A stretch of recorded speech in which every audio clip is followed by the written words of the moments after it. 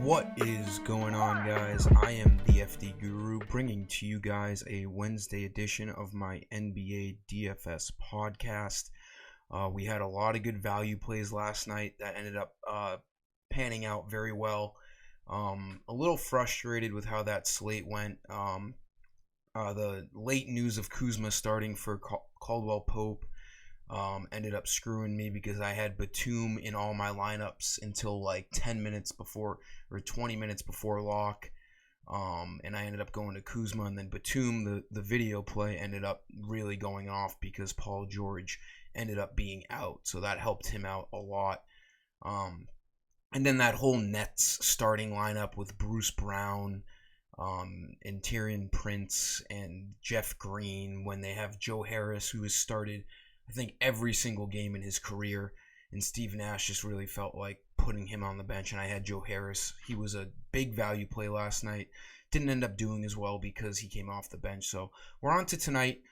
These videos have been really good as far as my plays go. They all hit 5x their value most of the time. So hopefully these guys can help you out again. One for each position here. Just like the video, make sure you're subscribed, and let's roll into tonight. There's not a lot of injuries to take advantage of here. I'm hoping some things open up as we get closer to lock, but in the early afternoon here, there's really no spots. Paul George is questionable. If he's out, that opens up a lot of Clippers guys. But really, that's it for stars. There's not.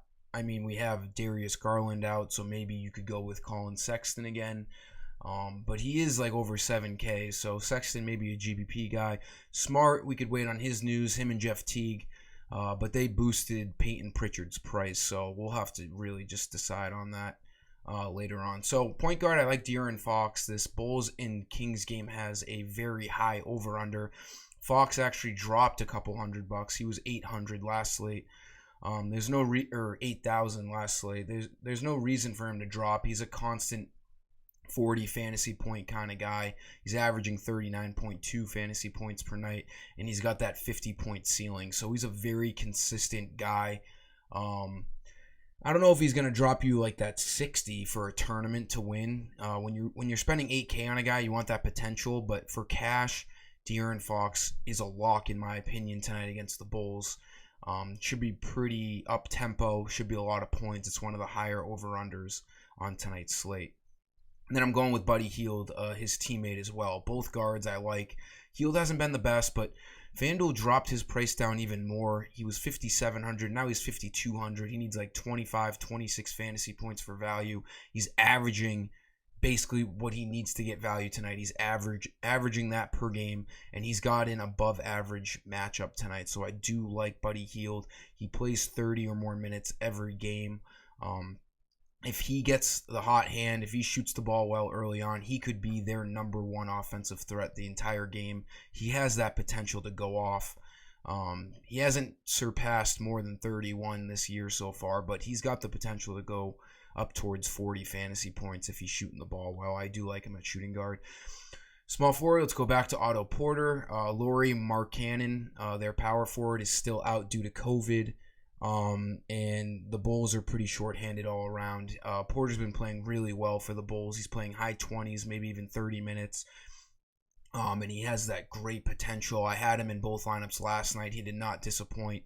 FanDuel jumped his price up a few $100, but I still like him at 5,600. He only needs 26, 27 fantasy points. He's averaging 28 on the year. So again, this Bulls and Kings game is a really good game to pick from tonight. He's a strong play at small forward. Power forward, let's go to Batum. I'll make sure to roster him. I hope we don't have any dumb news later on that makes me go off of him like Kyle Kuzma, who doesn't like to do anything when he starts. But Batum, 4,400. Paul George is questionable. Even if Paul George plays, Batum is still like their number 3 guy offensively. They have Pat Beverly in the starting lineup. He's not a shooter. They have Serge Ibaka, not a huge shooter. And then Batum really slots himself in as the third scoring option. He went off, obviously, last night. with no Paul George, but you just didn't know Paul George wasn't going to play. There wasn't even a questionable tag on Paul George before the main slate locked. So if Paul George is known to be out, Batum is an absolute lock tonight. If Paul George is questionable going into the main slate, Batum isn't necessarily a lock, but I still think he's a good play at 4,400 even if Paul George plays. So just keep that in mind.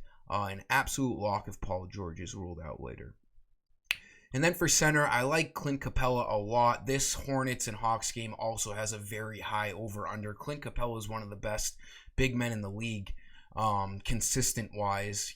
What is really awesome to see is he came out of the gates, monitoring his minutes, but now the last 3 games he's seen 30 minutes.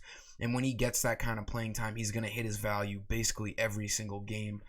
Fell just short of value last game, but still, that's not going to ruin your lineup if he gets you 29. He's going to get you over 30 tonight in a great matchup against the Hornets. Again, expect to see him to play 30 minutes, and I expect to see up towards 35 fantasy points. And if you've watched Capella when he was with the Rockets, he has that 40, maybe even 50 fantasy point upside when he's going well. He's a double-double machine. I do like him at 6,500, my favorite center play as of right now. And that's all in today's video, guys. Make sure you like it. Make sure you're subscribed. Mention it to anyone who needs help with DFS advice. I'm here to help, and I appreciate you all. Till next time, I am the FD Guru, and I'm signing off. See ya.